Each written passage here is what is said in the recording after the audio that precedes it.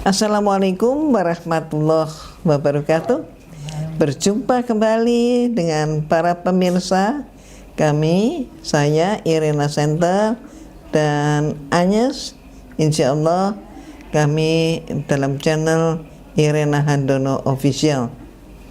Kali ini kita akan berbincang-bincang dan saya akan menyapa beliau terlebih dahulu, tamu spesial kita. Assalamualaikum. Waalaikumsalam Umi. Agnes, dulu Agnes namanya siapa? Nama lengkap saya Agnes Penny Rahayu. Agnes Penny Rahayu. Sekarang, dan itu nama di akte di semuanya official. Omong-omong, Agnes sebagai ibu rumah tangga murni atau bekerja juga? Saya bekerja, Umi. Bekerja? Iya. Di mana?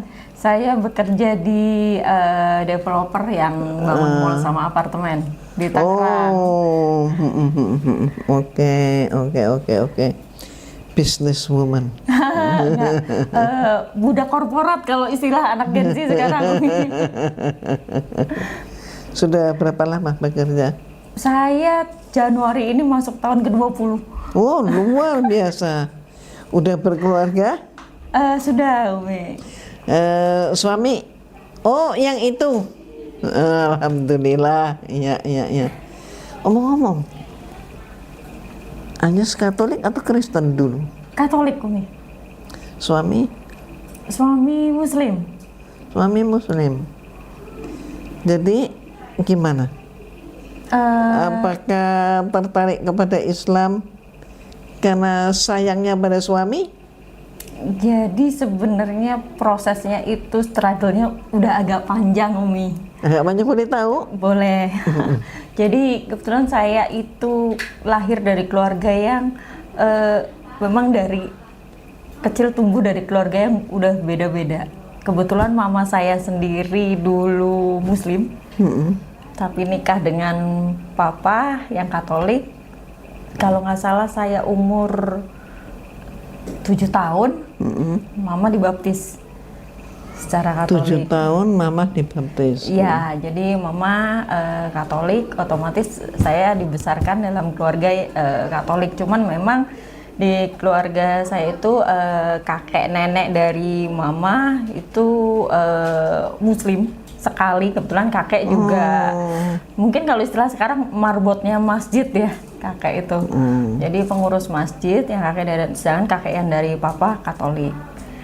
Saya dibesarkan secara Katolik, jadi untuk Muslim sendiri saya udah nggak asing dari kecil, walaupun saya ke gereja tapi juga kadang ikut ke masjid, ikut nenek sholat taraweh. Jadi kadang waktu kecil tuh nenek sholat taraweh saya ditaruh di depannya ngeliatin gitu. Tes. Nenek taraweh berarti bulan apa itu?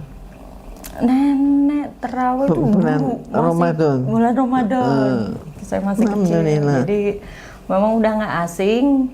Nah kebetulan ya saya kecil juga saya aktivis di gereja, aktivis di pemuda Katolik, gitu. Saya aktivis, sangat aktif di gereja. Sama pas kuliah. Nah pas kuliah itulah mulai banyak pertanyaan mulai banyak, ketemu dengan berbagai macam teman, berbagai macam ini. Mulai dari situ saya mulai banyak pertanyaan. Jujur saya belajar banyak agama, sampai Tripitaka pun saya baca. Karena saya benar suka membaca, jadi saya tuh sampai belajar. Saya baca ini gitu. Saya belajarin semua, saya muter. Nah, jadi struggle-nya di situ. Nah, terus banyaklah hal lah saya struggle macam-macam. Kebetulan dulu saya sebelum dengan bapak yang sekarang jadi suami maksudnya saya, suami? Ya, saya sebelumnya udah pernah nikah, tapi beda agama. Sama suami saya yang dulu Muslim, saya tetap di Katolik, jalan masing-masing. Tapi tanpa bermaksud untuk menjelekan suami saya yang dulu, dia pun bukan Muslim yang taat. Jadi selama dalam nikah itu ya kita kayak jalanin masing-masing, tapi nggak ada yang taat. Saya di Katolik juga udah nggak taat, dia pun secara Muslim nggak taat. Quote unquote udah kayak orang yang nggak nggak ya percaya sama Tuhan ada, tapi tidak menjalankan syariatnya gitu. Dua-duanya saya pun nggak. Lebih parahnya lagi itu pas COVID. Nah pas COVID itu kan ke gereja susahnya kan sama mati tuh Umi kan, harus daftar lah inilah apa. Sedangkan saya surat-surat saya aja, surat krismanya saya di mana, surat baptis di mana, saya nggak terdaftar di wilayah manapun gitu kan.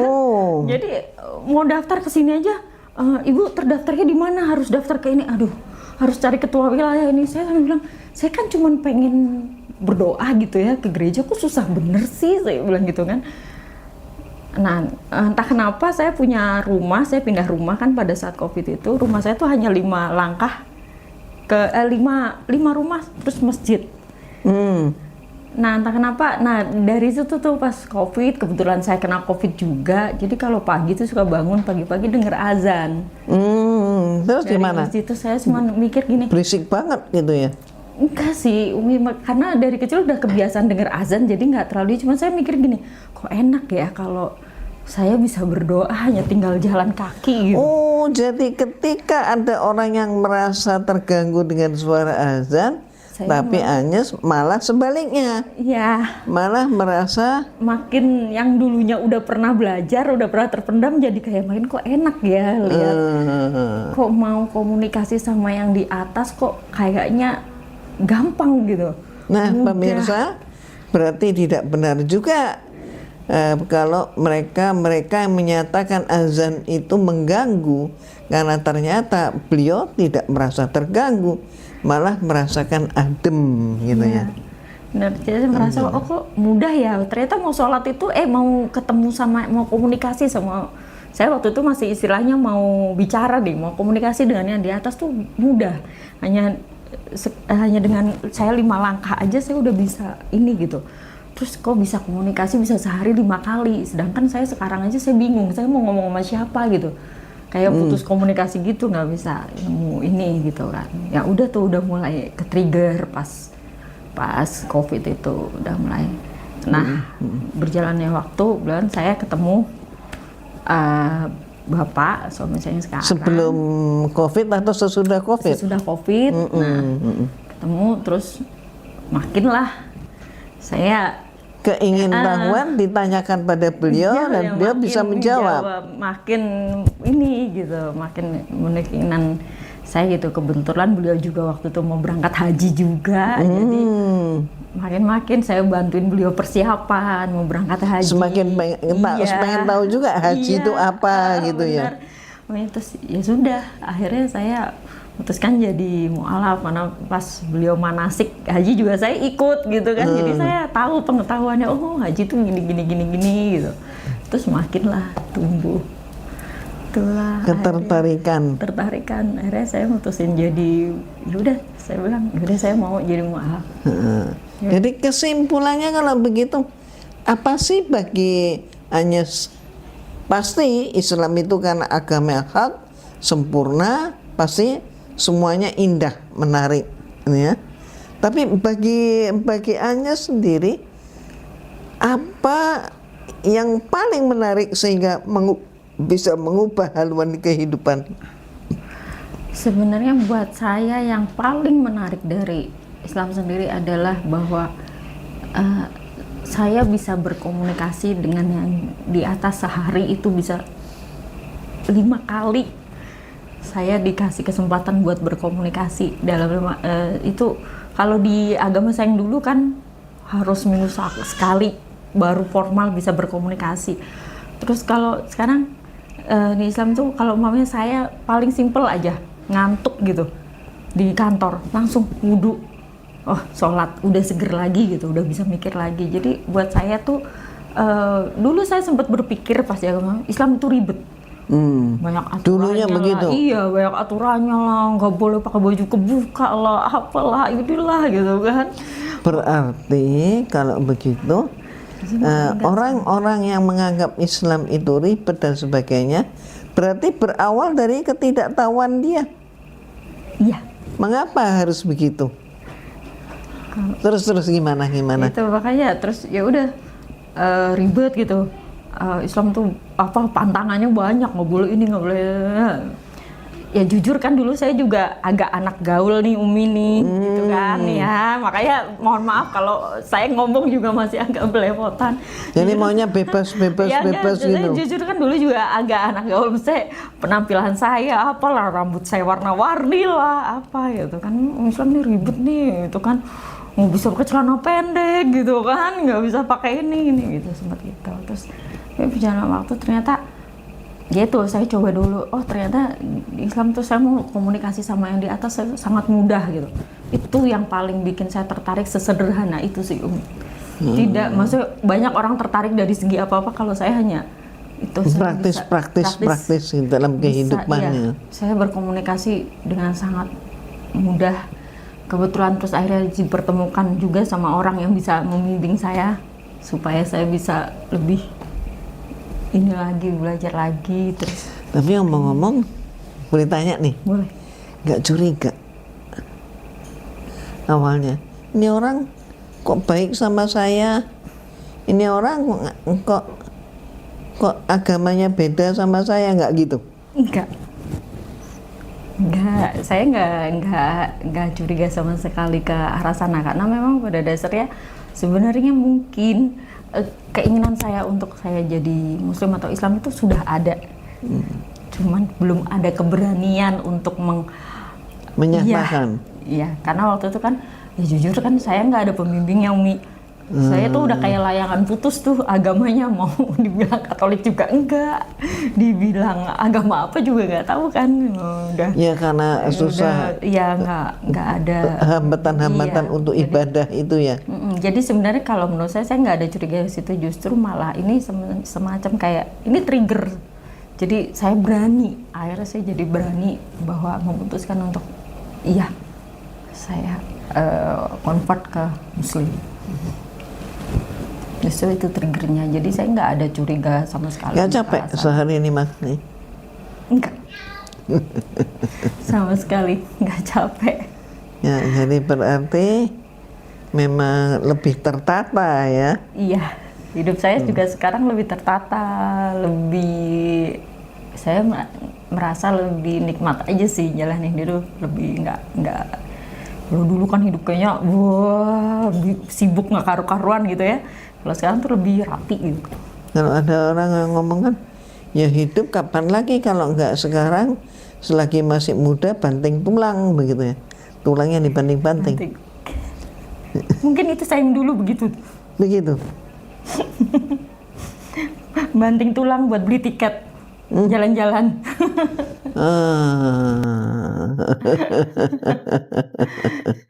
Sekarang enggak sih, sekarang udah lebih tahu. Jadi gimana? Kalau ada orang yang mengatakan, lah kan sama aja, agama kan semuanya sama, itu gimana? Kalau menurut saya sih, dulu saya pernah begitu juga. Menurut saya agama semua sama gitu. Yang penting saya percaya sama yang di atas gitu. Ternyata pada saat saya udah belajar, saya sudah lebih tahu lagi, lebih dalam lagi bahwa enggak sih, menurut saya dalam Islam ini tuh lengkap. Saya dapat semuanya, yang dimana saya nggak dapat di agama sebelumnya ataupun yang pernah saya pelajarin sedikit-sedikit itu sebelumnya. Bahwa benar-benar Islam itu agama yang benar-benar diturunkan dari Allah, semuanya lengkap di situ. Jadi Islam agama yang diturunkan dari Allah, semuanya. Maka disebut Islam agama yang hak. Nah, kalau begitu bagaimana dengan agama yang selain Islam, dengan yang dulu hanya pernah hidup di sana? Nah, itu dulu di agama yang saya sebelumnya, kebetulan saya orangnya memang agak open mind ya, jadi nggak terlalu fanatik pada saat orang nggak boleh, gereja melarang nggak boleh baca Da Vinci Code, Dan Brown dilarang Brown. baca ini. Saya nggak, justru saya malah baca gitu. Saya ada apa sih sebenarnya? Nah dari situ saya udah mulai tuh, dari Dan Brown itu saya udah mulai, saya ini Dan Brown ini saya sandingin sama Alkitab, saya browsing. Oh, kok gini ya? Kok ditutupin ya gitu. Nah dari situ malah saya lebih ngulik lagi tuh. Saya cari buku-buku referensi yang lain akhirnya. Nggak cuma si Da Vinci Code ini aja, saya cari buku. Ada lagi yang kisah mengenai Maria Magdalena-nya sendiri. Ada, kan kalau di Dan Brown kan Maria Magdalena hanya sedikit. Nah saya akhirnya sampai dapat ketemu buku yang benar-benar nyeritain ini si Maria Magdalena sendiri. Ada beberapa buku yang lain lagi gitu kan. Dari situ saya udah termasuk perjamuan makan malam. Iya. Nah ini udah mulai, oh ternyata kok banyak yang nggak sinkron gitu, banyak yang loh sebenarnya ada, kok kenapa harus dihilangkan, kok nggak sinkron gitu kan. Banyak yang nggak sinkronnya itu selama ini cuma jadi tanda tanya saya aja kan, why gitu kan. Nah, sekarang terjawab semua. Sekarang udah makin terjawab nih semenjak saya jadi mualaf, terus itulah ikut di tempat Umi di Irena Center yang tadinya saya sempat cerita ke Umi, tadi itu saya nolak, saya dikasih kan nih ikut ini, nggak mau, apaan sih ini, belum ini kan yang jelek-jelekin agama yang dulu kan. Terus suami saya bilang itu bukan jelek-jelekin, itu faktanya emang begitu. Akhirnya saya sedikit-dikit tuh udah mulai diajarin kristologi sama suami saya, nih coba baca ini. Oh gitu ya, oh gitu, ya udah deh. Akhirnya saya daftar. Nah setelah daftar di yang santri mualaf itu, akhirnya makin ini lagi, bahwa oh ini pertanyaan saya yang dulu nih pas saya bahasa Da Vinci Code terjawab semua gitu. Jadi ternyata gimana? Jelek-jelekin nggak? Enggak. Fakta. Memang fakta. Iya. Ya. Jadi ternyata nggak jelek-jelekin. Akhirnya saya memang enggak. Dulu saya gitu, saya udah antipati, enggak, saya nggak mau. Enggak, ini nggak jelekin. Oh iya ternyata memang benar, nggak jelekin. Iya. Alhamdulillah. Jadi gimana kalau sekarang diajak balik yuk ke sono yuk, kembali ke gereja? Enggak. Kalau dimingin-mingin? Enggak juga. Berarti hati sudah melekat dalam Islam. Iya, di umur yang segini udah tahu harus jalannya mau kemana. Ya ngomong-ngomong anak-anak, kebetulan saya sendiri, saya belum punya anak sampai sekarang. Iya. Insya Allah, jadi akan juga memberikan nikmatnya iman dan nikmatnya Islam pada lingkungan yang ada, menunjukkan, membuktikan bahwa Islam itu tidak seperti yang dituduhkan. Iya. Nah, kalau mereka selalu mengembar-gemborkan, mempropagandakan bahwa Islam itu keras, Islam itu jorok, Islam itu miskin, Islam itu teroris, gitu kan ya. Tapi ternyata kan nggak seperti itu. Dan semua itu ternyata fitnah yang sengaja dipelihara. Iya. Fitnah yang dilestarikan. Tanpa ada fitnah, kayaknya mereka tidak akan mampu untuk menyampaikan kebenarannya. Ya, memang ya itulah kalau kita ketahui sendiri ya.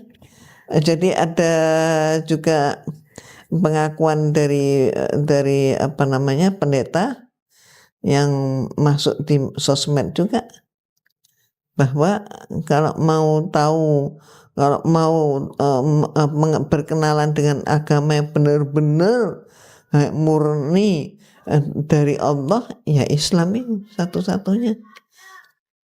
Ya. Ya ketika Islam dipelajari, artinya itu yang Umi ingin katakan.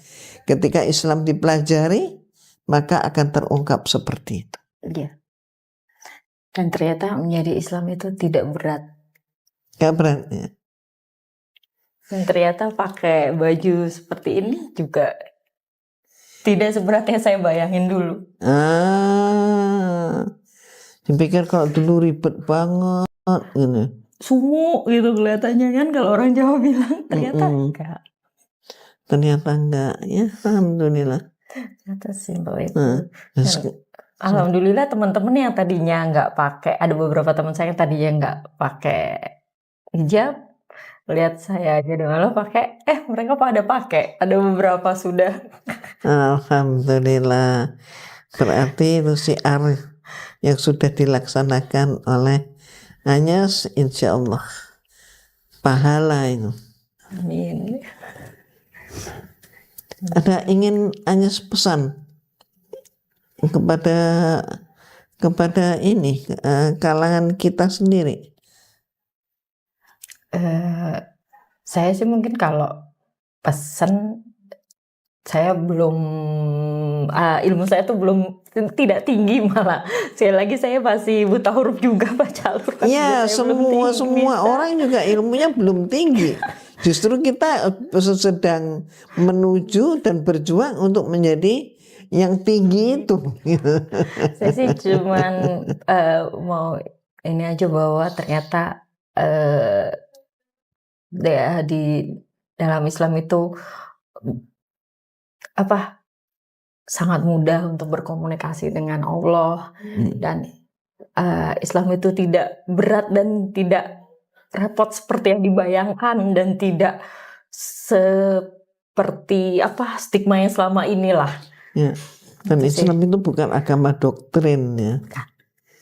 Islam nggak pernah memaksakan. Iya.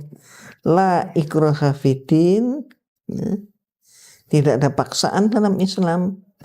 Dan umat Islam juga lakum dinukum waliyadin. Kamu mau menjadi Islam, alhamdulillah. Kamu nggak mau jadi Islam, ya nggak apa-apa. Silahkan agamamu dengan kamu dengan agamamu, aku dengan agamaku, dengan keyakinan masing-masing. Kita tidak memaksakan orang. Alhamdulillah. Nah, pemirsa yang dirahmati oleh Allah, alhamdulillah inilah perbincangan kita, dan mudah-mudahan ada guna serta juga ada manfaatnya. Mudah-mudahan kita semua semakin tunduk patuh kepada Allah dan menikmati bahagia dunia dan akhirat. Insyaallah sampai jumpa kembali. Wassalamualaikum warahmatullahi wabarakatuh.